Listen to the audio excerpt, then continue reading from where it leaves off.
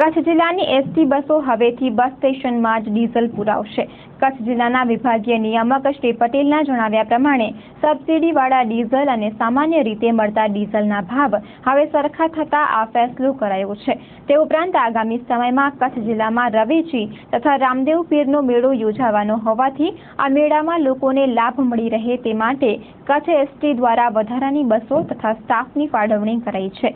આ અંગે એસટીની વિભાગીય નિયામક શ્રી જેઠવાએ સેન્ટર ન્યૂઝ સાથે વાત કરી હતી। હા, એટલે હવે ડીઝલમાં જે અગાઉ જે ભાવ ફર્યા હતા બંનેના બલ્ક પરચેઝર અને સબસિડાઇઝ ડીઝલ જે બંને અલગ અલગ ભાવ હતા એ લગભગ હવે મેચ થઈ ગયા છે। એટલે જેથી કરીને હવે વિભાગના તમામ ડેપો ખાતે 8 ડેપો ખાતે હવે જે આપણે ડીઝલની જરૂરિયાત છે રોજિંદી આપણે રોજિંદુ 13 લાખ રૂપિયા જેવું ડીઝલ લઈએ છીએ। રોજનું 22,000 લીટર જેટલો ડીઝલનો વપરાશ કરીએ છીએ। એ ડીઝલ આપણે પ્રાઇવેટ પંપ પાસેથી લેતા હતા।